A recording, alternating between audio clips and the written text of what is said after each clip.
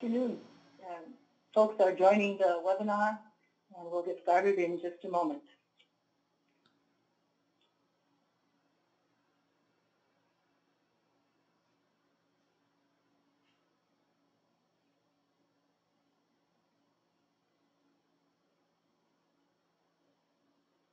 We see that folks are rapidly joining the webinar platform, and we'll give just a moment or two for additional folks to join. We'll be getting started momentarily.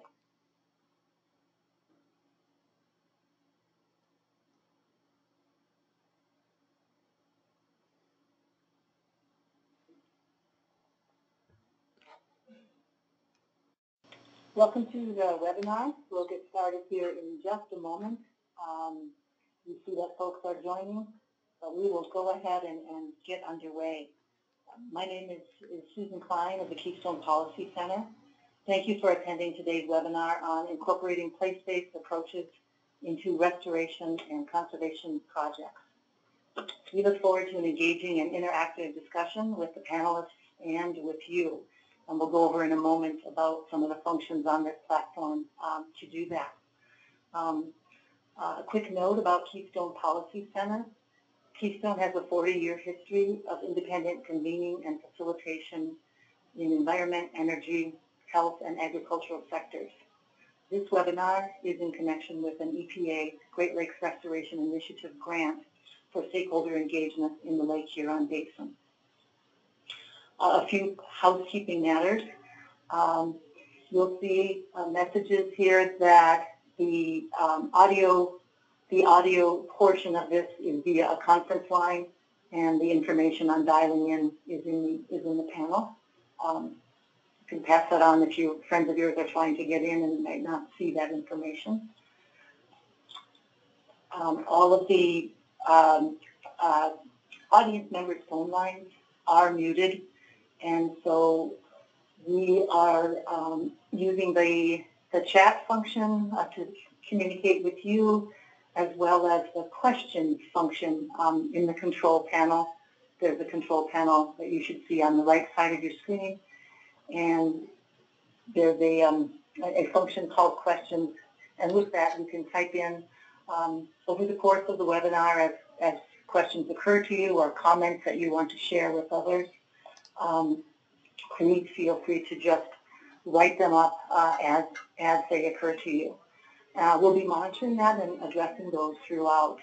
And perhaps as a way to get started, please feel free to share, introduce yourselves via the question function and offer who you are and where you're from in terms of participating on this webinar.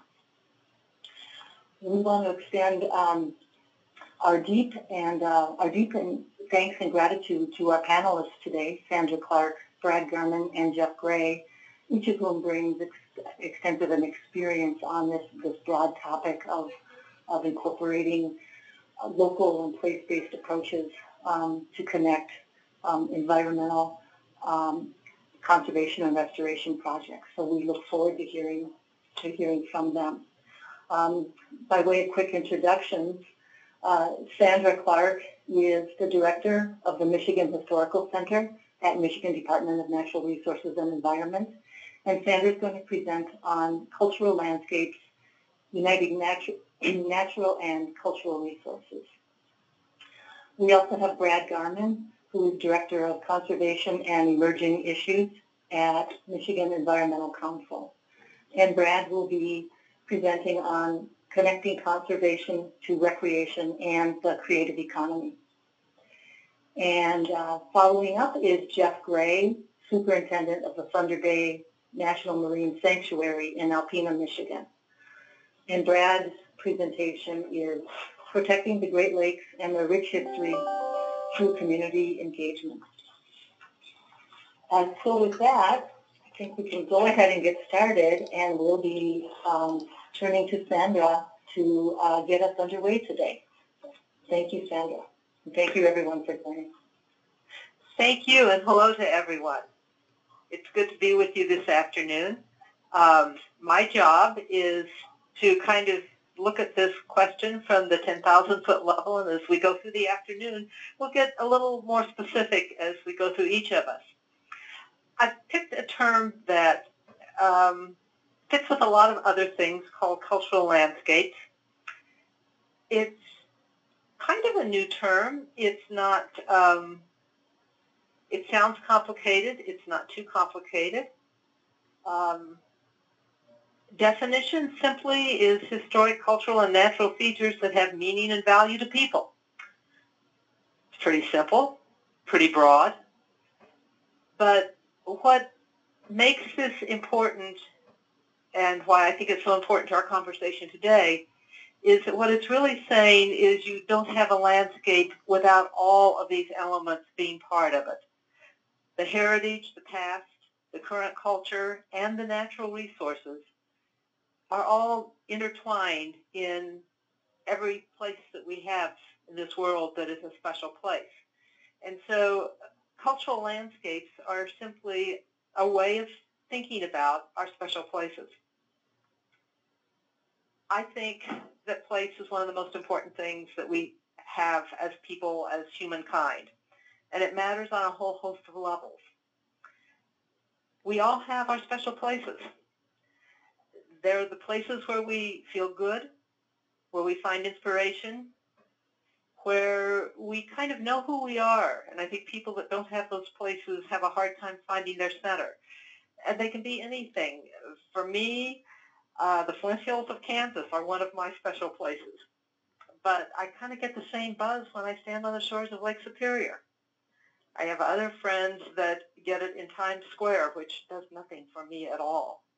So a place can be any place for individuals because they are the places that connect us to who we are and help us understand ourselves. But they go much beyond that. Brad's going to talk quite a bit more about this, but we know from actual statistics that tourists who engage in place, in heritage, whether it's natural or cultural heritage, stay longer, they spend more money, and they come back. Why? Very simply, because they found another place that they call home, another place that is special to them. We've also done a lot in recent years matching up place and placemaking with communities. And an understanding of place is, I believe, the foundation for sustainable communities. If you don't have a common understanding of where you are and where you're going and where you've been, it's very hard to solve problems, and it's very hard to build a future if you don't have a common starting place. And your understanding of your cultural landscape is what gives you that starting place. And finally, place matters because it's a way to bring in lots more partners. Whether you're like me and care most deeply about history and heritage, or whether you care most about restoration and conservation of a particular area, the more people you can bring to the table as partners and supporters, the more likely you're going to have success. I also think that understanding cultural landscapes is very key to this idea of preserving our communities, our cities, our land, our lakes. It's tied to all of these things because we protect what we value. You're going to probably hear that more than once. And we value what we know about, what we understand, what we have a little bit deeper knowledge of. So, as I said, it can be lakes and land. It can be people. It can be buildings. But most important is that to really value these things, and this is a human trait, we have to have stories about them. The story can be how a marsh was drained and lost and what it did to the environment and how we're reclaiming it. But it has to be a story about real people taking real action. It can be a story like the Iron Ore Heritage Trail up in the Upper Peninsula that is formed around the exploitation of a resource, but becomes vital and part of today and tomorrow when it becomes a story about real people and how they interacted with that resource, mining, in some cases with the restoration of the mining areas. So people, to me, are key to this whole cultural landscape and stories. If we don't have stories about real people, we don't get the kind of engagement that we're looking for. And that gets to me to one of the things that I think is most important. If we don't share our stories, no one will care about what we do.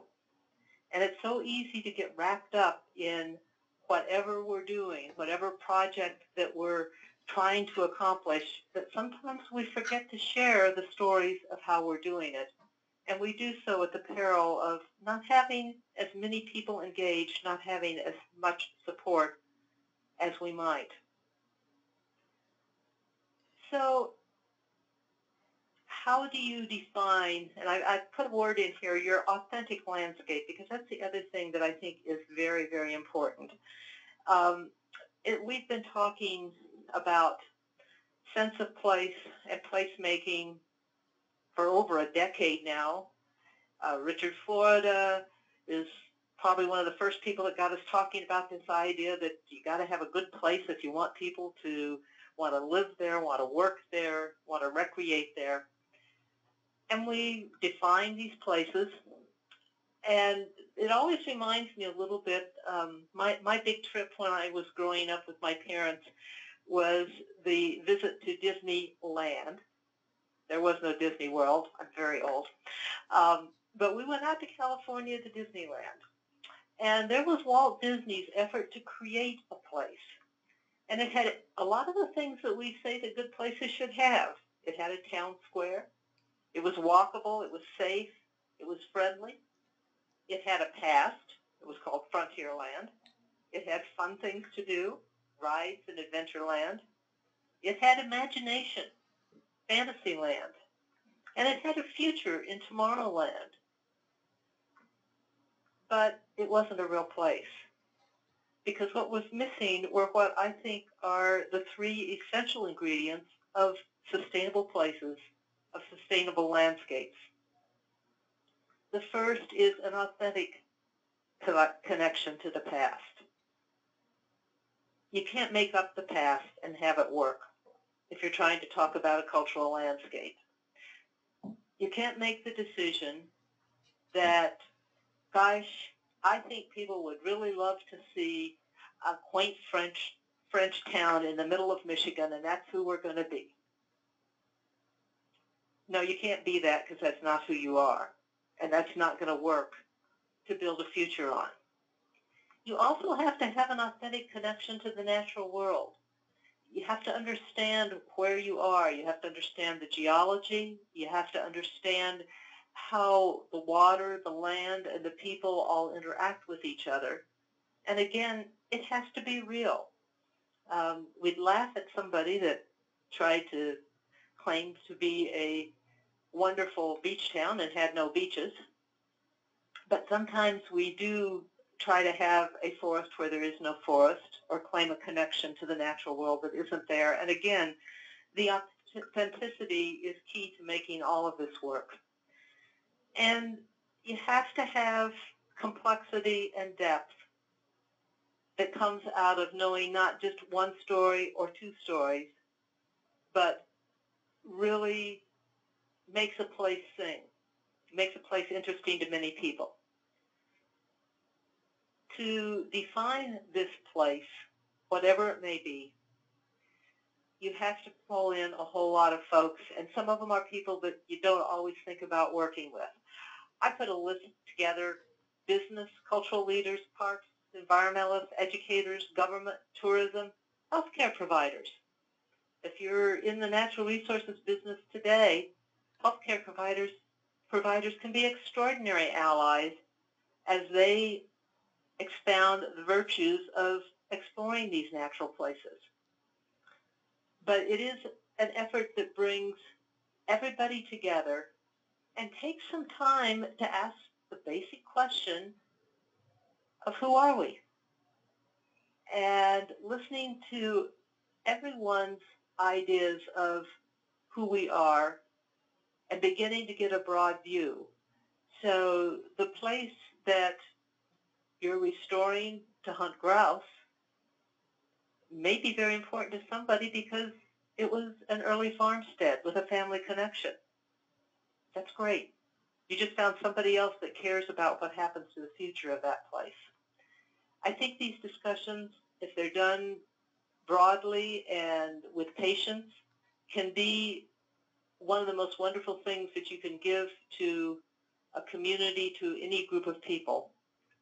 You discover a past that you didn't know you had, and in doing so, I think people begin to imagine a future that they never really thought of before. So what are cultural landscapes? In the end, thinking about a cultural landscape, thinking about the people, the land, the communities, the natural resource, the heritage resources all together is, for me, both a guide and an inspiration for making choices and decisions about the future together. With that, I'm going to turn this over to Brad and let him talk with a little more specificity about some of the advantages of this kind of an approach. Thank you, Sandra. Folks, feel free to be sharing your comments and questions via the chat function. Brad, go ahead. Thank you. Thanks, Susan, and thanks, Sandra. Hi, my name is Brad Garman. Welcome this afternoon. I am with a group called the Michigan Environmental Council. So some of what we're going to say is kind of Michigan specific, but we've been doing a lot of work to try to extrapolate this out. And just briefly, the Michigan Environmental Council is a coalition of about 60, 65 various member groups, various approaches to environmental issues, many of them doing restoration projects on the ground, many of them doing what we'll describe in this presentation, kind of placemaking projects. But we are essentially a policy shop. So I think a lot of what you'll hear is, we're trying to take a step back and really look at this and take this journey together with many of our members and partners in exactly this vein. How do we begin to weave together much of what Sandra talked about in deepening these relationships and projects that we do so that they have more staying power, they have more impact on communities, and how do we begin to do that both from a process and a policy standpoint. So with that, I'll get started here. So the concepts really, I'm going to use the term placemaking, and truthfully, it's a complicated term that means a lot of different things to a lot of different people. There's national groups working on place and placemaking, so a lot of what I'm talking about is kind of a Michigan-specific context to that term, but even with that, it's still a complicated one. But I first really embraced this term and started working with it probably 5 or 6 years ago now, and that's how I ended up meeting and working with my co-presenters here today, Sandra and Jeff and others. But really, this is a work in progress. Placemaking in nature and how do we connect our work on conservation, restoration to the larger issues of the day in terms of how folks relate to the outdoors through recreation, the future of kind of the economy of many of, in my case, kind of aging industrial states with kind of changing identities. And we'll get into some more of those specifics, and I think it's a really interesting case study that Jeff will talk about in a few minutes. So again, I'm kind of bridging the gap between Sandra's high-level view and some of the great concrete, tangible results that Jeff is seeing in Alpena in that region. And so my concept really is around how do these terms work and how do we blend them together. So I will say, if I can advance this here, and a little trouble advancing this slide.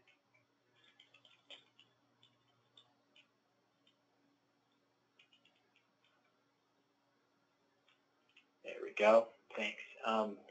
So this is just a snapshot of the kinds of documents and plans and projects that we are seeing this cross-section of people and interests coming together and really the term placemaking finding its way into the mainstream in Michigan. It's coming from a variety of angles. I was first introduced to it through the top report here, the Michigan State Parks and Outdoor Recreation Blue Ribbon Panel, to which Jeff was also appointed and Sandra contributed greatly.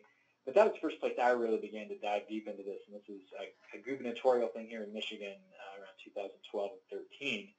But it really began to push this idea that Sandra alluded to. How do we begin to make nature and the outdoors and some of this also part of community conversations about their economy, their heritage, their identity, and really getting specific about it in terms of how do we make the connections happen, how do we link trails to trail town concepts and strategies and those kind of things. So it's been an ongoing project for at least that amount of time, but we're seeing it in all kinds of other areas. So the one in the middle here, this Placemaking as an Economic Development Tool, this is a giant document. It's actually 600 plus pages put out by Michigan State University that really tries to make placemaking central to communities' efforts around land use and planning and zoning and very specific economic and urban redevelopment strategies. But, I've been a part of that, and Sandra's been a part of that, and really what we're trying to do is weave in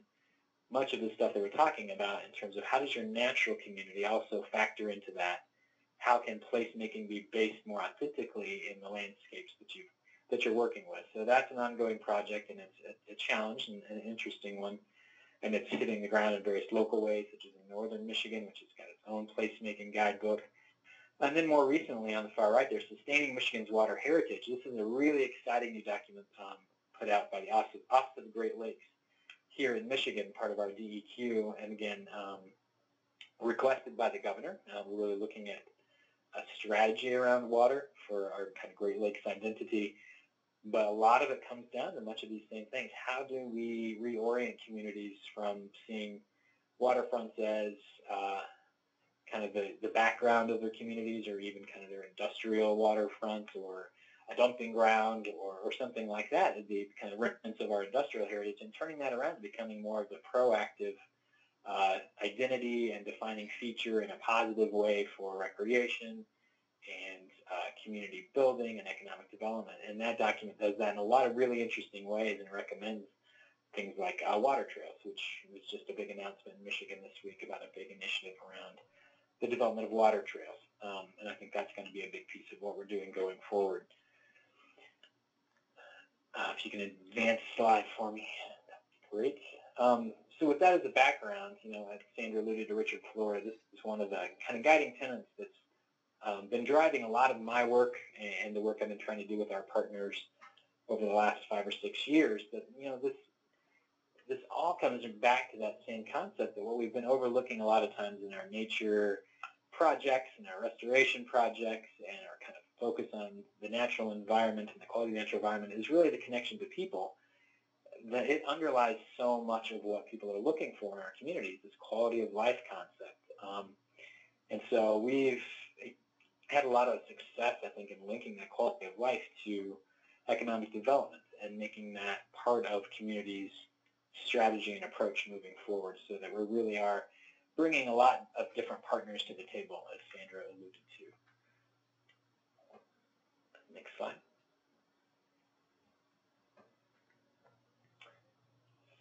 So I'll talk briefly, this idea of placemaking builds a lot on economic development. That can look like a lot of different things. So I'm going to dive deeper for just a second into a couple of things we, at least at the Environmental Council, are thinking about the economic value of nature. One of the reports that I think has been really informative and useful is a group called Headwaters Economics, and they published this report here called West is Best on the far right, about how public lands in the West are really directly correlated to that rise of creative economy jobs, the relocation of companies and firms who are attracted to talent as much as to, in former times it might have been a natural resource base or a cheap land or low taxes. These days it's talent, and there's really a direct correlation there between public lands, recreation, quality of the natural environment, quality of life, and economic success. And we really kind of been trying to build on that and redefine that for a Midwestern Great Lakes landscape.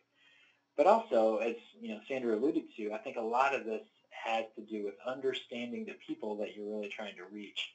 And that's where we have been digging deep into a couple of these other organizations and the data they are producing. These two are out of the Outdoor Industry Association, which if you're not familiar with, I would I would suggest really digging into some of their work. The consumer view, you can get the entire kind of executive summary of that document online, and it's fascinating reading about how deep they go into folks who appreciate and use the outdoors and how they can segment those markets into very specific types of folks and understand what they're doing and how they interact with the outdoors and how they interact with nature. Everything from like kind of the urban athlete is a big, big chunk of this, and they have a different, this is a lot of what we're spending a lot of time trying to figure out is how do they see nature? How do they understand they value it, but it's in a different way than, at least from the environmental standpoint, many of our traditional environmental advocates. These are folks who maybe didn't grow up and still don't see nature as, the driving force, but it's the background by which they enjoy their life. And I think that's a huge segment of the market. And so these groups like the Outdoor Industry Association are really diving deep into understanding how emerging users, younger demographics if we really understand them, we can help communicate more effectively with them and engage them in these projects so that we're building things, restoring landscapes, doing work in ways that really appeal directly to the audiences, and we can recruit them as advocates for our work much more easily if we really look at it from their perspective. So, that's a great resource that I would suggest if folks haven't, to start diving into some of that stuff, because it's really, really important. And I'll show you why in just a second. We can go to the next slide. What we have found, and this is actually something, a study that we turned up 4 or 5 years ago about the assets that Michigan's college graduates are looking for. And you'll see that, the bolded one there at 52%, the quality and variety of outdoor amenities is really, really important to deciding where they're going to live. And we were actually kind of shocked by these. We didn't do this study, we just found it back in 2011, but when you think about how this compares to things like good-paying job opportunities, which is commonly understood as the main reason someone would ever want to live in your community or move to your community, or the importance and the amount of effort we put into public safety and crime and some of those things, it's clear that outdoor recreation, outdoor amenities are a huge factor driving a lot of these decisions. So we want to make sure that we're incorporating that into the projects that we support and the kind of policies and processes by which those projects are developed, because we think there's a large audience of folks who we really can engage as partners and allies in this work because they are investing in their own communities and really see that as part of why they want to live there in the first place. So that kind of information is really powerful, but it is going to require us to think a little bit differently. If we could go to the next slide. I think it's, at least in Michigan, and I think some other Midwest communities, we're partly challenged that we don't understand and haven't done a lot of work into digging down into who these folks are and what they value. But a quick example I often give, I compare kind of some of these users to kind of magazine readers of triathlete or something like that, where you're looking at kind of mind-body issue, and it's very different than our traditional approaches and honestly our traditional funding sources for a lot of the conservation work, which are the hunting and fishing crowd. And they're not suggesting we disinvest in any of that. It's important, and I think they're huge, lots of money coming from hunting and fishing crowd, and they're still a big portion of our users. But you can tell, looking at this is a very different mindset. And if we want to get beyond the kind of traditional approaches to conservation projects, restoration projects, and looking beyond that, we really need to look at what I've described as kind of the REI user as opposed to the Cabela's users, folks who are going to be buying outdoor running equipment or paddleboard equipment as opposed to a new shotgun or something like that. And both are important and critical, but we've done a lot more and invested, frankly, a lot more over the years in understanding and tracking and really creating a natural resource economy around hunting and fishing. These other user groups are a bit more challenging, and again, that's kind of where I go back to. If you really want to understand it, there are resources out there like Outdoor Industry who's spending a lot of time and effort into figuring out who these folks are and what they value. So beyond that, and I get to the next slide, even more so, and I take this as a very personal challenge to the environmental movement, my own organization. We really have a big job to do in terms of diversity. We've had, this is Carolyn Finney. She wrote a very great book called Black Faces, White Spaces, and we had her out to Michigan a couple times over the last few years to really speak to our member organizations and talking about a lot of the preconceived notions that we have about how African Americans relate to the outdoors, minorities in general, whether we even think they do enjoy the outdoors. There's a lot of preconceived notions and biases that are shaping many of the projects and efforts and engagement processes by which we work and do traditional environmental and conservation work. So we're really trying to work on this and break it down.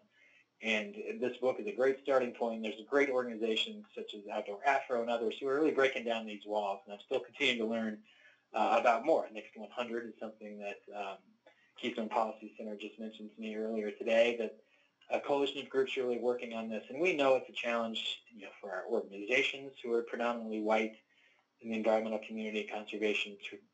It's just a challenge that we're really trying to embrace, and it will shape not just the way we work internally, but the kinds of projects and the approaches we take to what we get on the other end. Whether it's fishing on the Detroit River or some of those things. If we really did a more inclusive and diverse approach to it, I think we could get different outcomes as well. So again, thinking largely, as Sandra alluded to, who our partners are needs to look a little different too, to really make placemaking and place central to the work we're doing. And then just two more slides, moving beyond kind of partners and who you engage. I think there's also a huge opportunity, and this is certainly true in Michigan, I imagine in other Great Lakes area states and stuff too, that if you really dig down to it, most of these places are building much of their identity and their economy around some sense of nature and how it relates to where they are. These are just a few I pulled kind of regional identity and branding efforts from Michigan beach towns, the wilds of Michigan, which is kind of the far western Upper Peninsula. M22 is this kind of organic grassroots brand that has really taken off, and it's named entirely after a beautiful scenic roadway that covers kind of the northwest portion, driving along Lake Michigan around the Traverse City area. And these are brands and identities that, people understand, at least in Michigan, that their economy, that beyond tourism, it's just who they are and how their own residents see and think about themselves. There's a lot of power there. And there's also a lot of opportunity, I think, for us as conservation and environmental project creators and others to begin to really weave these folks into the kinds of projects we do and why we do them and how we do them. These folks understand it, and I've seen a lot of really great work coming out of kind of local tourism convention bureaus and others who are really embracing the quality of life aspects of nature. And then last but not least, and I think this will be a great segue into some of the things Jeff will talk about, health as well. Nature, place, and health weave together so nicely, and there's frankly a huge national challenge, but certainly other challenges in how we as a society are getting exercise and how we are building that into our life. And this is a picture actually of the DeQuinder Cut in Detroit, which was just a decade ago. It was a buried old rail line through the heart of Detroit that connected nothing to nothing, and everybody would be scared to be there. And now, as you can see, really a connector within that community that's getting people, residents, visitors, everybody else out, getting some exercise. It connects a prime area on the Eastern Market where you can get fresh local food to maybe neighborhoods and on into the redeveloping waterfront in Detroit. And so I think if we really begin to work to connect our projects also to this big national and regional need for more exercise, more opportunities to incorporate health and exercise and well-being into our daily life, I think our projects will have a lot more community benefit and, frankly, a lot more resources to work with, because there's a lot of money and a lot of interest in weaving public health into this. So with that, I will wrap up. That's kind of how we are thinking about placemaking and who the partners and opportunities really are to make it work. Thanks. Thank you for that, Brad. Interesting information, and it sounds like the potential is great in terms of the kinds of partners that can be that traditional conservation groups can connect with, depending on given circumstances and community. Thank you. We look forward to Jeff. All right, thank you. My name's Jeff Gray. I'm the superintendent of the Thunder Bay National Marine Sanctuary, and we'll go from Brad's last slide from the streets of Detroit to the bottom of Lake Huron here.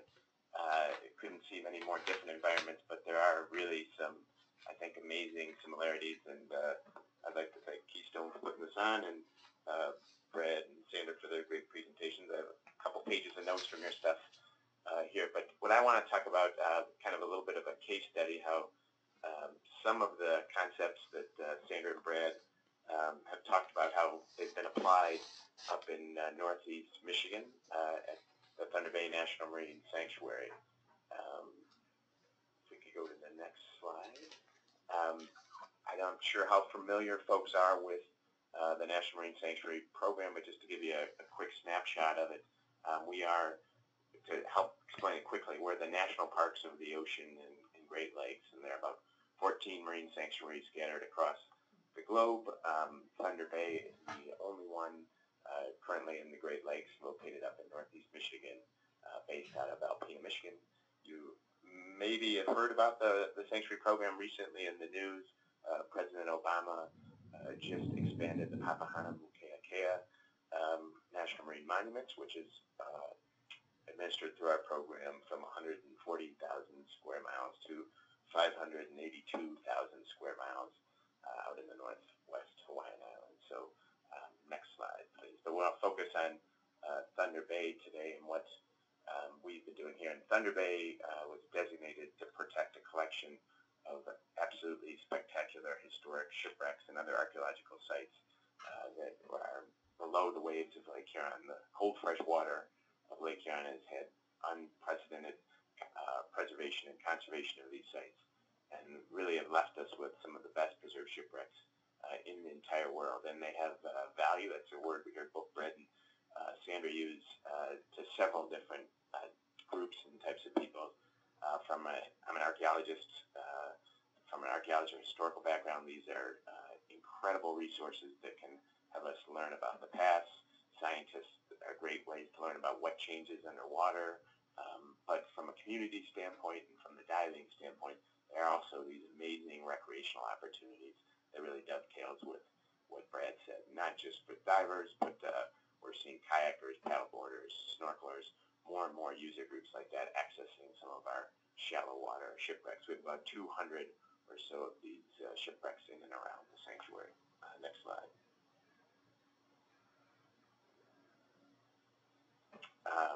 Initially, we were 450 square miles, the image you see on the left there. Basically, the water's off of Alpena County. We are co-managed by the state of Michigan. I should say that the sanctuary is administered through NOAA, a federal agency in the Department of Commerce, but we are co-managed with the state of Michigan. And Sandra helps co-manage the sanctuary with us. So this is not only a state marine sanctuary, but it also is an underwater preserve, and the state and the federal government works to protect this special place. However, it was designated in the year 2000, and there was an exceptionally strong opposition to the sanctuary. The pin you see in the upper right there, the Say No to NOAA. I have one looking at me right here on my desk to remind me of that, but there was incredibly strong opposition to the sanctuary when it was designated. A few years before designation, there was a non-binding referendum in the city. Do you want the sanctuary here or not? 70% of the people voted against having the sanctuary here, and that really revolved around fears of the federal government, worries about being cut off from the resources that they love, the divers, worrying that they weren't able to access the shipwrecks that they did, and concerns from fishermen that they wouldn't be able to access the waters that they loved. Next slide.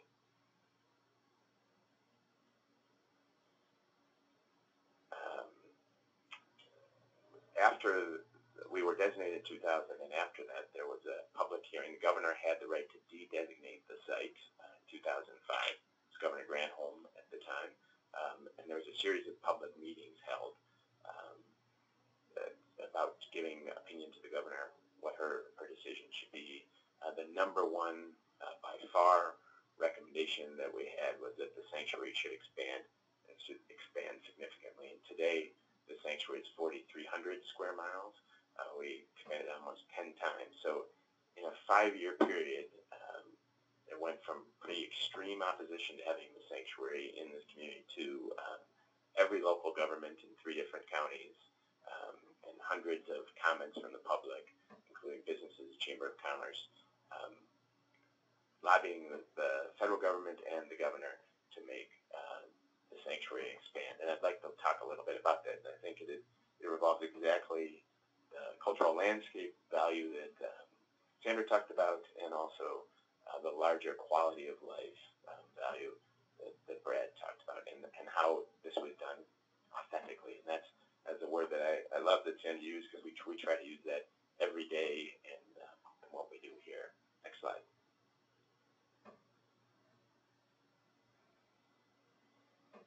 And it's a quote that Sandra also talked about, is people protect what they value. And in the end, my job here is really to work to protect the Great Lakes and their rich history, is what we talk about. Well, we are in charge of that 4,300 square mile box, and we do everything we can to protect those resources. And it's not just the shipwrecks. We care about the entire Great Lakes ecosystem and watershed and how we can do that. And we use the shipwrecks really to engage our local audiences and those that visit us with the larger Great Lakes issues. But the better job we do in protecting this box, we hope that we can inspire people outside of the box to take action to do that. And so our laser focus is here is what can we do to make the quality of life better here through these incredible resources that we're surrounded by. And if you look at this image, there's one thing we're proud of. We have never added a shipwreck to the sanctuary. Our research vessels all stay floating. So what's happened here in Alpena isn't because anybody added a resource here. Kind of that example that Sandra used with Disney. These shipwrecks have been there at least for several decades. They've been there, and what's happened is we found a way to make stronger connections and make them more relevant. Not just to the people that live here, but those that come and visit us. So the divers and the archaeologists, they've always known about these sites. They've visited them before, but what we've done is expanded who can connect to these resources. Next slide. And what you'll see here is a couple, I think, cool examples of that. The image on the left, the woman in the kayak there, is a former mayor of Alpena, Carol Shafto. She worked through that designation process. It was about a decade to designate the sanctuary, and then she's still currently very involved with us. So several decades of her life, she has worked to protect these resources. But she was not a diver, she was not a snorkeler. And this is the first time, I think, in about 2007, again, after almost probably 15 years of working on these issues, where she actually saw a shipwreck with her own eyes. And this is a clear bottom kayak where we could get people out to see sites. But through our programs, through our exhibits, through other ways, we were able to get a decision maker to really own our issues and connect with it, and to show how far I think we've been able to. And I use the word we a lot, and I don't mean Noah. I don't mean Noah and Sandra. I mean we, our community, and our volunteers, and our advisory council. This has been really a community effort to make this happen. But hockey is big in Northeast Michigan, and this is our travel hockey team. And about, probably 10 years ago, the hockey team switched from the green and white Wildcat look of our high school to the Noah Blue. They switched their name from, again, the Wildcats to the Thunder Bay Rex. They have, if you look closely, you can see the sanctuary logo on that. And we've really found a way to where our brand of the sanctuary has really become part of the pride of this community, and it's stretching beyond Alpena. It's really becoming, I think, for a couple counties out here in Northeast Michigan. Next slide. And the way that I think we built this belief and create a small little cult, I'd even go as far to say, is really looking at our conservation and preservation efforts through two things that we try to stress in everything we do, and that's thinking about access. What kind of access are we giving people, and how are we staying engaged with our community? And community can mean several things. At the first level, we mean obviously the local communities, but then as we draw those circles out, we also mean the community of divers, the community of historians and researchers, and thinking of the different customers and audiences that we serve. And I'd like to show a couple examples of what we've done to kind of engage that, and really how we've tried to build those two concepts into the culture of what we do. Next slide. At the core of what we do, and I think what allowed the sanctuary even to be designated to fight through all that opposition that I mentioned at the beginning is it is a community-based management, and the whole overall theme here is place-based, and place means where people are, and so we go to great lengths to really engage our community in all of our management decisions. We have a 30-member board that advises us on what we do.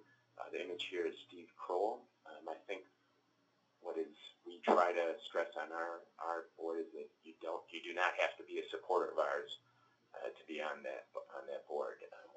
During the initial designation process, there were two sides of the table: those that were for the sanctuary and those who were against it. And I can share a video later of a short documentary that was done on Steve, and he was adamant against the sanctuary. I have some great letters that I like to pull out for him that use some creative words about what he thinks of the sanctuary.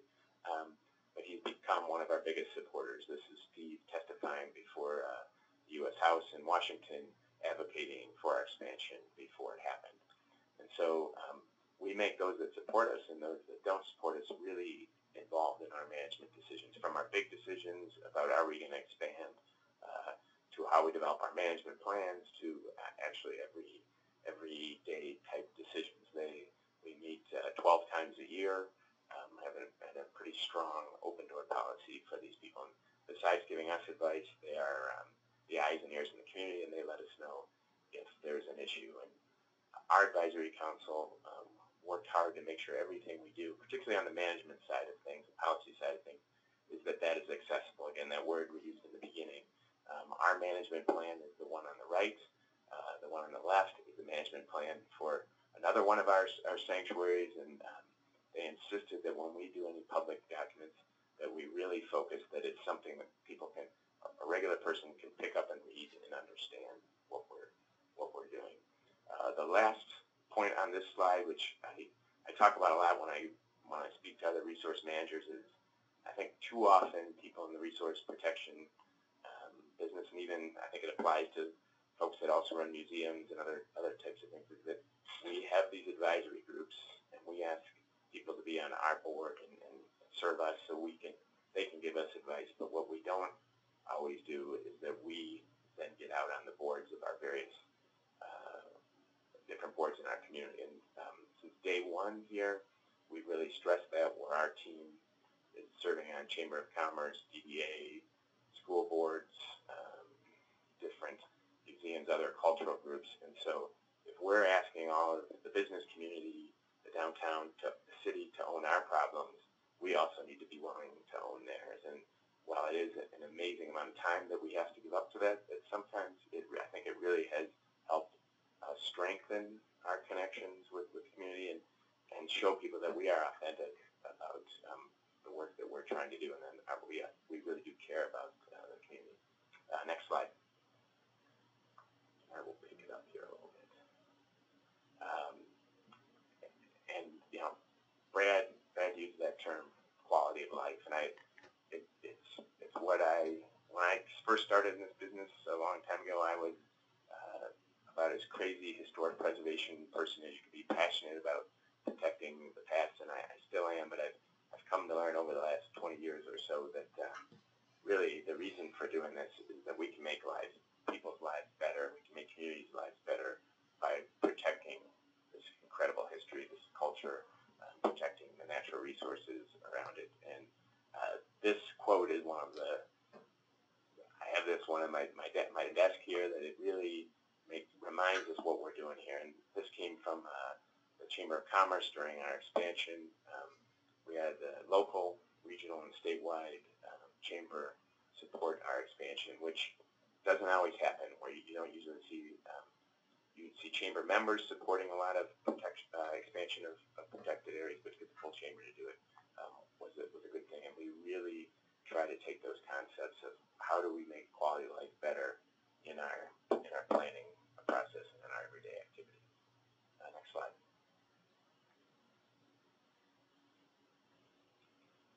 We are active researchers here. We need to understand what is going on and what is out there. I love to come back and spend an hour on this slide because it's what I truly love and are passionate about, but we also think about, besides how we can make our management decisions accessible and engage the public in, that we do that with our research. How do we share the research that we are doing, that our partners are coming in to do? How is that relevant to our communities? Next slide. We've been very fortunate where we've had researchers from around the country attracted to this area, part of protected areas that it's there for a long time, and we collect large amounts of data so that what we can do is share that data with future researchers, again, making sure that we can manage this place better.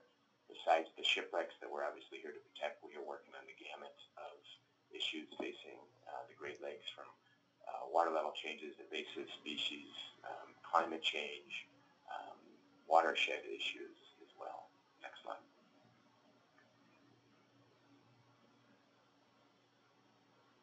And we've been fortunate, again, to say that we've attracted researchers from around the globe. Top right, Bob Ballard, the individual that discovered the Titanic. Top left, in the blue jacket, is Jean-Michel Cousteau, Jacques Cousteau's son. And all of these researchers that have come, we've probably had over a dozen to 20 different documentaries done on the sanctuary. Has done real research for us that helps us manage the site. It has also helped us share that, documentaries have become part of our education programming, but what they've also done is created this sense of pride for the community. Northeast Michigan is different than a lot of the other parts of the state.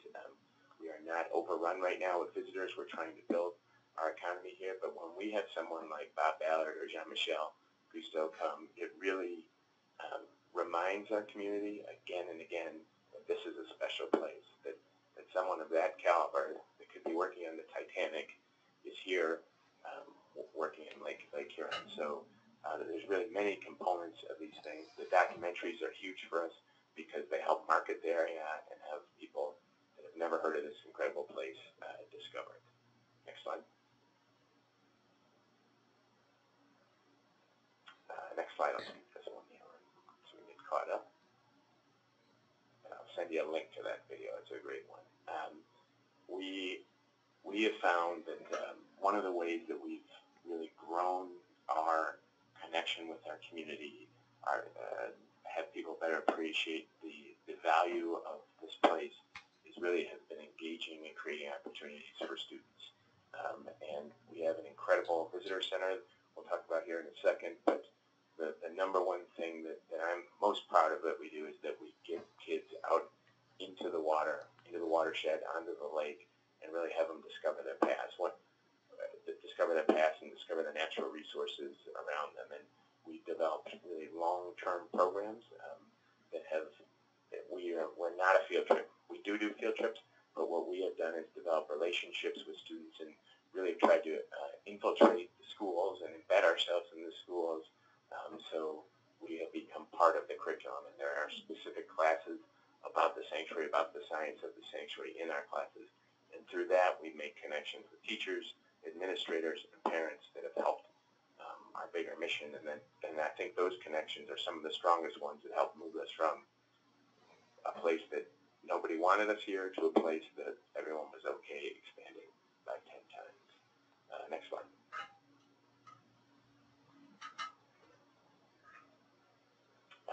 And we've taken this from, you saw some of the early images from the youngest levels, from preschool to kindergarten, to we've established a 2-year associate degree at our community college based on marine technology. And getting back to that authentic component and the different partners, the sanctuary and its partners have really grown a kind of a community brand that we'll talk about here in a second, where the college, this is one of their flagship programs now that they have, where they're attracting students from all over for it. Our hospital has taken on a new focus on hyperbaric medicine because of the diving that comes on, and they're now serving people that have accidents from around the entire Great Lakes. And it's been a way that we've kind of snowballed from just the tourism part of our economy to a larger focus across the spectrum of the Great Lakes, or of our community. Next slide.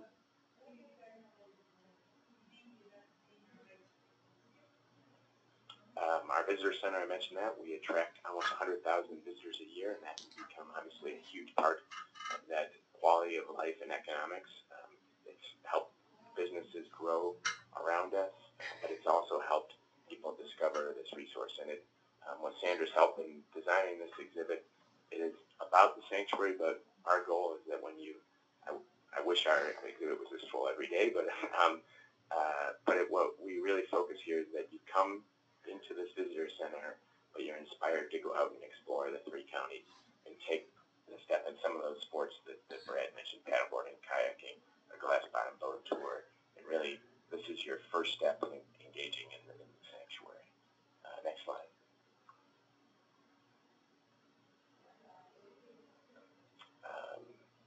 This is our visitor center, and that's success. I mentioned people started referring to this building as the sanctuary. Next slide. And what we really, that freaked me out a little bit because I love this building, but no matter what we do in it, and we have, I think, great programming, nothing is a substitute for the authentic thing, the shipwrecks, the beautiful lake shores. And so next slide.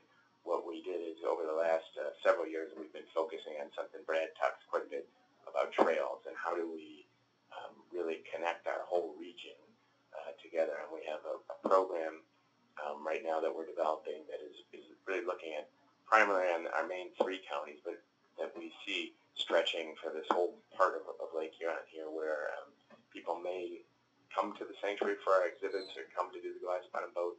But what we're doing is we're connecting to the incredible state parks, the lighthouses, the trails, the water itself, and get people to really discover this whole region. That has created this snowball effect where now these smaller communities outside of Alpena are seeing the value of the sanctuary, joining in our efforts, and seeing what this place means for them as well. Next slide. And what this all has left to is that our community is fully, I think, or not fully, because I think we could still do some more, but there's been an amazing amount of support for this, to the point where about 2 years ago, the larger community, the chamber, the DEA, the CBB, the county, all was looking for a new brand of this area and how to attract people here, not just tourists, but how to attract businesses and investors into the area. And they came up with the brand Alpena Sanctuary of the Great Lakes. Next slide.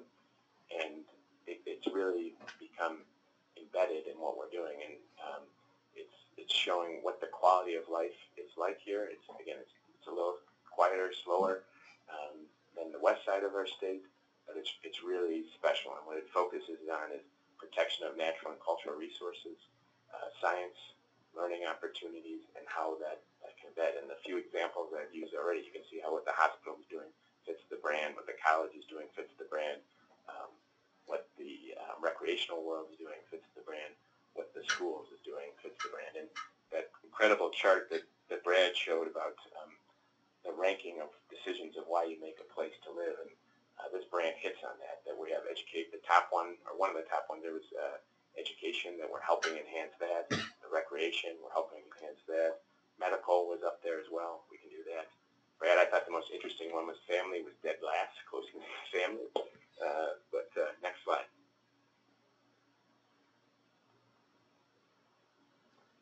And what all this ultimately, I think what we're doing and what most parks and other places are doing is how can we make be more resilient? How can we make our ecosystems and culture and history more resilient? But how also can we make our communities better places to live for the next generation? And I think at the core of what we're doing, it's about that access, it's about being authentic, and it's about community engagement.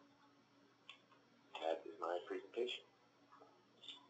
Thank you very much, Jeff.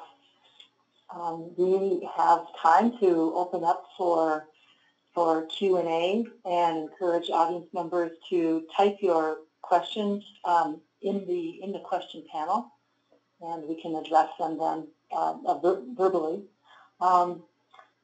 I'll go ahead and get things kicked off along those lines with a question to the panelists.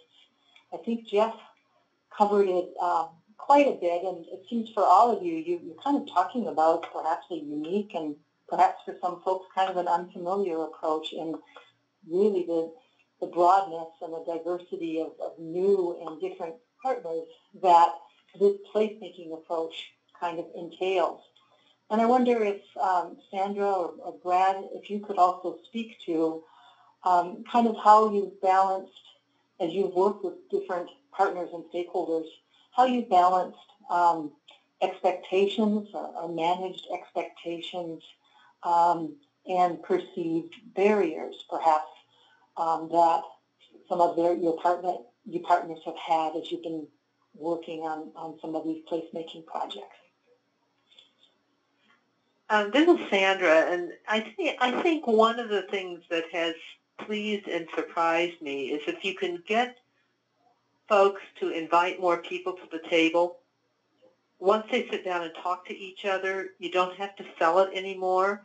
The difficulty is explaining to someone with a very tight focus that there may be other people out there that can help you accomplish your goals. Let's find some names and let's get them to sit down and talk. I guess I had an advantage in starting this into the Grant Home Administration. I was working with a sense of place. We had a little money for communities to go out and help them do planning. It gave us the privilege of saying, have these people at the table when we come in. It's one of our requirements. But I really was, it restored my faith in people to see how just getting people at the table and getting the conversation going, the conversation carried the folks from there on to figuring things out. Thank you, Sandra.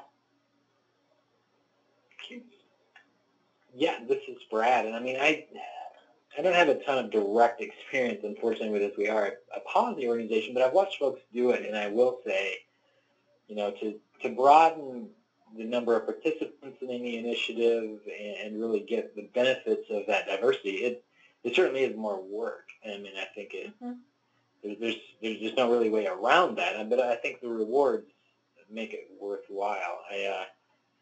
You know, and one of the two examples, I guess, you know, one, and maybe a cautionary note, I think one of the challenges we run into, you know, is we try to work more with these kind of emerging users, paddleboard sports and that kind of stuff. A lot of the state agencies and other folks, you know, and we could look at conservation partners and people trying to do restoration projects in a similar vein, that they want to get something out of them right away in terms of skin in the game, you know, like, so I think part of it is really recognizing that the value they bring is a fresh perspective, and maybe it's not going to yield a direct economic input into your project right away. What it might yield is more support down the road and more community engagement that will yield more financial support down the road or something. But they might not come ready to put money into a project right away. I mean, by asking them too soon, you might scare them off. And I think we've seen that with the DNR, frankly, and how do we deal with mountain bikers and paddleboarders and others as well? We're not going to deal with them until we can find a way for them to contribute money into the system directly through a user fee or something. And I think that's kind of a short-sighted approach, because I think there's lots of them out there and they're going to yield a lot of benefit, and there might be a way to get financial support out of them down the road for projects. But right at this point, I think we just need to bring them into the fold and start engaging them as fellow stewards and appreciators and users of the resource. And then just another kind of on the, I mentioned in passing kind of the importance of diversity, and it's something we struggle with. But one of the things that I think has been, you know, personally very interesting to me is we had the opportunity to go to explore a community known as Idlewild in Michigan with Carolyn Finney, the one who wrote the book Black Faces, White Spaces. And Idlewild, for those who don't know, was kind of a mecca for African Americans back in the Jim Crow era. And, you know, it was the biggest names in the African American community, and it was kind of a getaway, a resort destination in the woods and waters of Michigan at a time when they didn't have their own place. And in touring that place with Carolyn, she really quickly gravitated to the names of the streets in that community. And there were names like Righteous Road and Unity and Patience and things. And I had never thought about it. And as, you know, a a white middle-aged guy, it might not have resonated, but what she said was that was the evidence of their sense of ownership of that community and a sense of pride and ability to lay their own fingerprints on it in a way they couldn't in other communities at that time. And other they couldn't even go to most places to do that kind of recreating and that kind of stuff. But for me, that was really important because I realized how important it is to give up not just, cursory or kind of FaceTime or something to other groups, but to really give them ownership in some of these projects. It is hard and it takes more time, but the benefit of really giving them control over some aspects of the project or control over some key components of bringing heritage or history or identity into the project yield benefits that last not just through the project, for generations to come. And that to me was a really telling moment in kind of how hard the work is, but how important it is too, and kind of the long-term benefits you get out of a well-done project that involves real placemaking at that kind of cultural and identity level. Sorry, long answer. No, thank you, Brad. Sounds like a lot is tied up in that, taking the long view, and building those relationships and connections.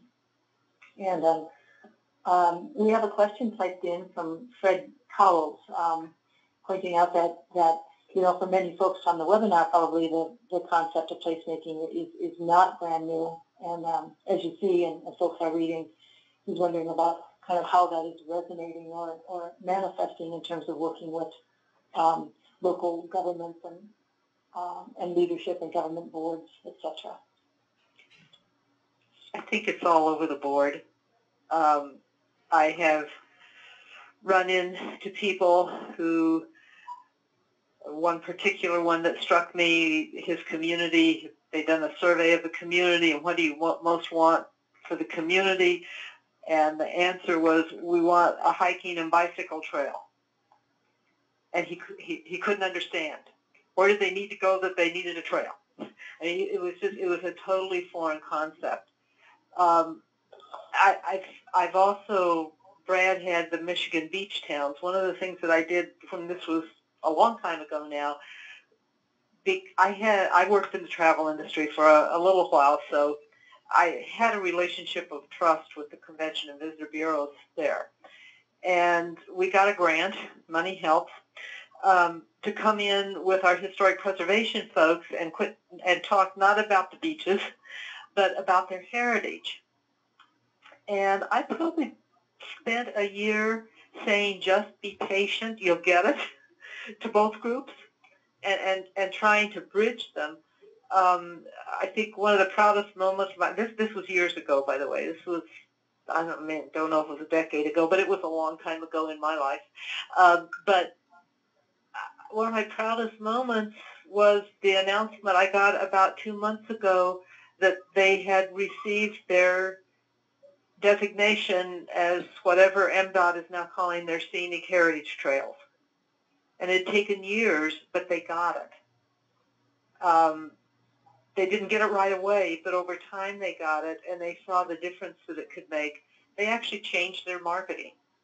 So I think the more that you can go in with a specific example of where it's made a difference, and the more you can go in explaining that this is something the community does for itself, not something that outsiders do, the better a chance you have.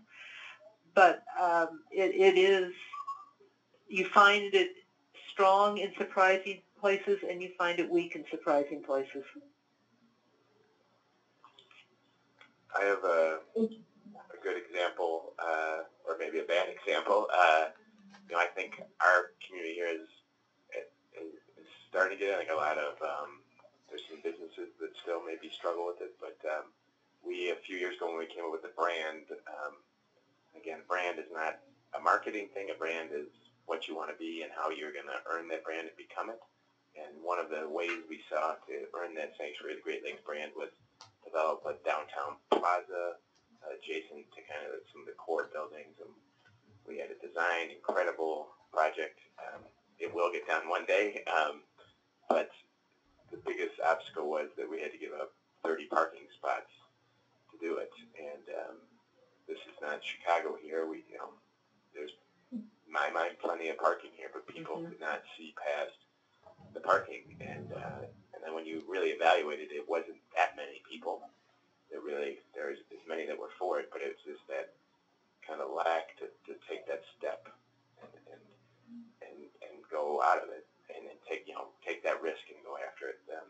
And then on the flip side, we had an individual that came and proposed to build a 5-acre Viking village right next to our facility here, and came into town with some amazing slides and statistics of how much Viking tourism contributes to communities in Oslo and York and Iceland, and was trying to get people to believe that that sells just as well in Northeast Michigan. And some people fully bought it, even though it was, I think it's a step behind the Disney stuff that's animated. It's not moving forward, but it would be like citing Elvis tourism in a place outside of Memphis. And so it's not 100% there, and I think especially in small towns, I don't know especially, but in a small town where there is some economic hardship, it's sometimes hard to say no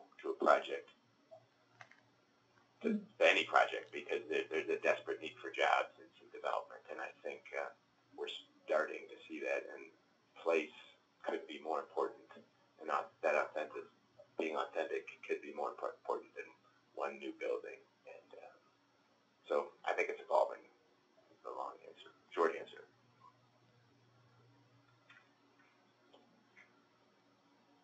Thank you. Brad, do you want to add to that? Or we can move on to? Sure. I could, and I think I can also I think a follow-up question there that Margaret asked is place, since the place is the same as placemaking. I think in terms of knowledge and awareness of local folks, that's similarly, it's a really challenging question. And I think we want to make it clear there is no single definition of any of this. So in terms of how much local partners and others might understand the term placemaking or place-based approaches or sense of place, these are all terms that can mean essentially a lot of different things. And I think that was clear when Michigan State tried to write a guidebook to it and ended up with 600 pages worth of information. So I think Sandra's point is the key one, which is the fundamental tenet of all of this place-based stuff is that it is a process by which the community really gets to define itself. And I think, it can come in a lot of different ways. Some locals have been trained and really understand sense of place and placemaking as a very form-based task, which is really how do we do our ordinances to make sure that the mass and height of our building and the distance from the street is correct and so it's walkable and friendly. That's important, and that's a piece of it. I think the things we're trying to kind of zoom in on here is really the process by which identity is created, and that's a little different from some of the other placemaking stuff. And it's harder, and it's, as Sandra alluded to, longer and a more engaging process than updating your codes to your buildings and stuff. But I think it's the fundamental one, and it keeps you from running off after Viking cruise ship kind of stuff and things, because it makes sure that what you're building is going to stand the test of time, and then it's going to resonate with your residents and your visitors alike. And it takes some work to uncover that and get your community engaged in doing it. But for me, anyway, that's where place really starts.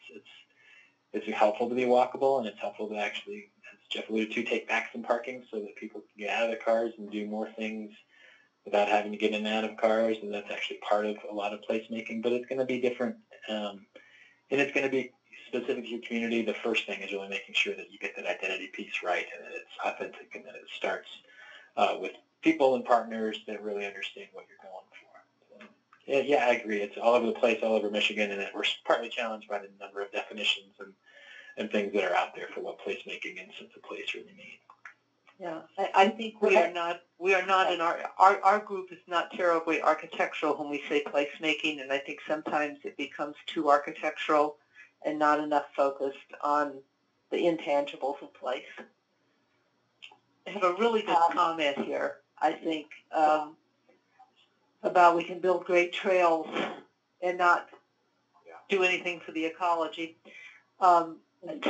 you know, at the root of a lot of this is they comment of if we don't share, we don't have people who care. Right now, I'm really focused a lot on how do we educate and how do we interpret with outdoor signage, with stuff that people can link into on their smartphones, with websites, however we reach people, what people are seeing, and how it could be different, how it got here, all of those kinds of things that raise consciousness of what does make a difference, what does make an ecosystem work versus just gives me a great way to ride my bike fast. Yeah, and Brad might remember me, and when we were on the panel, the state park panel, that part of the justification for parks was protecting natural and cultural resources, and without the research, without the monitoring, how do you know you're protecting? And particularly now with such great threats from invasive species and climate change, there's probably never been a time when that monitoring and research has been needed. And I think and trails I think are a little different than parks and other protected areas because of the scale of them. But I think particularly in our parks and other protected areas, there has to be that monitoring and research component, or it is just a recreational thing without it. Yeah, and I would jump on that as well. That one of the big pieces of that unfortunately never did get picked up is that you first have to know what you have, and some kind of assessment or analysis of the resources that define you and are worth protecting. And I think that's another big gap, at least in Michigan, that we certainly haven't looked at our landscape through the lenses in a long time. To take that cultural landscape approach and say, what is out there that we should be paying attention to, that we need to care about ecologically because it drives, all the other aspects that we want, from recreation to tourism and everything. What is that asset, and what are the various components of it, from history and culture to natural resource and ecosystem stuff? What is the asset that we should be thinking about? We haven't done that analysis, and we certainly need to, because things like Thunder Bay wouldn't exist if someone hadn't first gone out and realized what an amazing resource and asset was under those waters, and everything would be able to do sense. And Jeff and his team would be able to do started with recognition of what was there.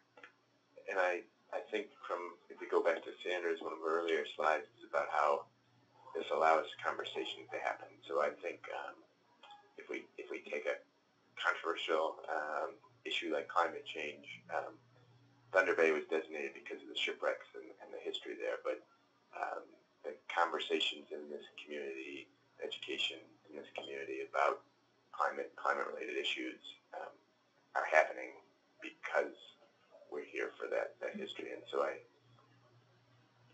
gateway almost into some of the bigger, this history can be a gateway into some of these bigger issues, invasive issues. We've had a lot of Great Lakes scientists come here that it's hard to get people interested in these little things in the ecosystem, but if we can do it use the shipwrecks to introduce people to these concepts, I think, and again, it could be the history of a park or something. It doesn't have to be a shipwreck, whatever it is, it can help engage larger segments, and particularly some of these segments are people that probably would never engage in that issue at all. We've been working on going back to the Cal Haven Trail and doing what we've called a heritage interpretive plan for the Cal Haven Trail. We started by just inviting people and having public meetings and talking about what our idea was. And we've got a group of local folks now, got excited about the history to begin with, but we've got some master gardeners who are doing this very thing of saying, well, we need to have some places where we talk about what was here before and what grew here before. Now I'm trying to work through with our stewardship folks in Department of Natural Resources to say, would you let us plant some areas along the side of this trail to interpret and to explain to people what's native to this area and what isn't. And of course, one of the things that we want to plant and know we have to control is mint, because that's one of the big stories along the Calhaven Trail. So all of a sudden, we're balancing a whole lot of things that we never imagined when we came in. Just like the moment in one of these meetings when somebody stood up and said, I think the greatest thing on this trail is when you hit 4th Street, I may have the street wrong, and that's where the shore of the land was millions and millions of years ago. Well, I can't go past that place now and think about once there was all water from here all the way to what we now know as Lake Michigan. So you start to get these different aspects in when you start to talk about sharing the stories that are important, and I think that's one way to get people thinking more about if they're building a trail for recreation and, you know, thinking about what else that trail could be for, what else it could lead to. Thank you for that. Just looking back to Maria's question here, and we responded to all so that folks could see what was written. But so correct me if I'm wrong, but it sounds like then kind of incorporating, documenting or capturing what the environmental outcomes of a given project are may be something that emerges in an ad hoc or an organic manner, depending on the partners involved. And that said, are there times, and what are the circumstances under which maybe that is incorporated in a formal way in a cross collaborative project that's involving the placemaking, but also really seeking to achieve environmental outcomes?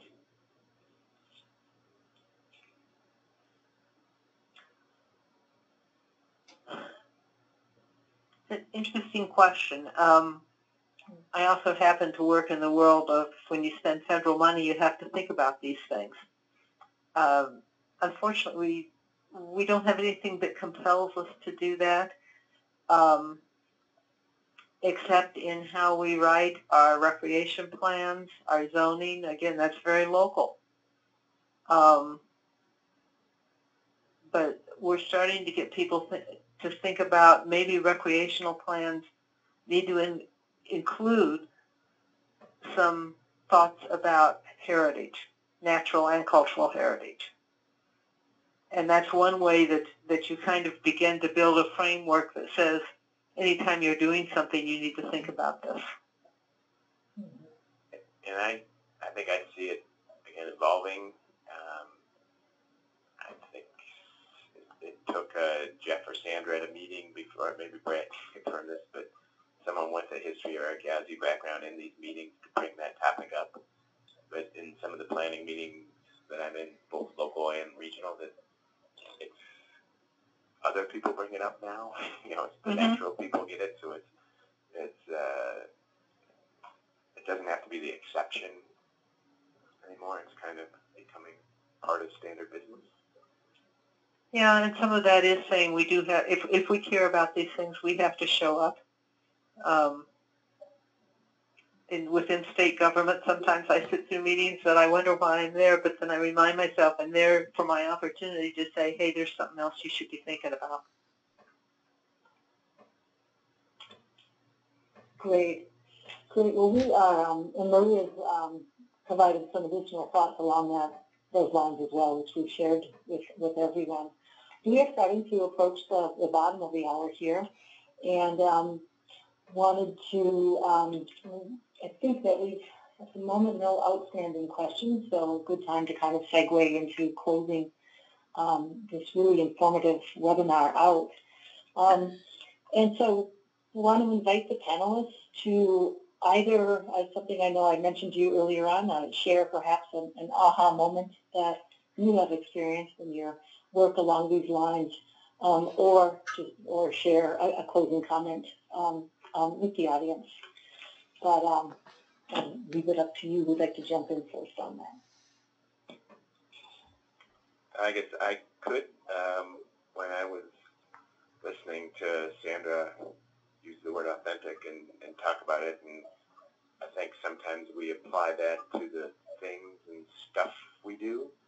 But if I think about people that I've been lucky enough to work with here, that the people that are doing this work need to be authentic, and any of the success in this type of stuff, resource protection is a very hard thing to do because of the multiple uses, but I think the more authentic your team can be, the better relationships you'll have with these communities, and it's only with those types of relationships that I think you're going to be able to, or will be able to make progress on these issues. So I guess authentic is my word of the day. So. Great, thank you. I'll just jump in real quick. I mean, I think I've really enjoyed this. It's a good reminder of a lot of, I think we get caught up in our day-to-day work, and it's important to step back a second. So I really appreciate the opportunity. Thanks to Keystone and my partners for doing this. And I think, my thing I carry with me, in addition to a lot of inspiration I draw from, particularly what Jeff has done up there, and how a community that saw itself as kind of a struggling and somewhat down and out industrial community now sees itself as a emerging ecotourism destination, and that's such a huge turnaround that I think so many communities can draw inspiration from. And I think it gives me hope because I do a lot of work up there, and I think there's so many underlying stories that we can grab and build. My favorite probably is some Ernest Hemingway connections to Northeast Michigan that we haven't built on. And Sandra's not surprised that I'm going to bring that up, but that, and it's just amazing what little things that you can turn up, and once you get the tail of that thread and begin unraveling it, there's the opportunities to deepen these projects. So that now we're doing restoration projects on rivers where Hemingway fished, and looking at campground updates and things, that suddenly you're celebrating a place and putting investments into the ecology and the fisheries studies and things, but you're connecting it to the legend of Michigan and legend nationally that people can wrap their heads around, and it changes the conversation. And I think that's what Jeff has done in his work, what Sandra does every day in hers, and what we're starting to do in other places in and around Michigan. So it's a great and fun project. It's just a different way to start something that's really fun. Brad, can I just jump one thing on there? Yeah. The best way to learn about a place-based place is to come visit it. So I'll make a plug for the tourism end. So everyone, we invite you to come see. We'd absolutely be thrilled to show you and meet some Jeff gives an amazing tour. It's far beyond the shipwrecks too. There's natural areas that we can take you to. Right? It ends at a bridge. Absolutely, which is important to all placemaking projects. I guess I would, my piece would be that you never know where your next opportunity is going to come from. We managed to get some state money to hire a heritage trail coordinator a couple of years ago, and I thought, we are going to have such a hard time selling this to get people who love recreation to think maybe they should think about their cultural and natural heritage as well. And I got this phone call from a guy, and I should add, my boss had said, well, what are you going to do about the snowmobilers? I'm worried about bicyclists and hikers right now. The first call I got out of the clear blue was from a guy in the UP. He was working with the Haywire snowmobile trail that goes north out of Munising, and he was in town, and he needed to see me today and talk about this because he wanted to plan how they were going to celebrate their heritage in 2020 for their anniversary.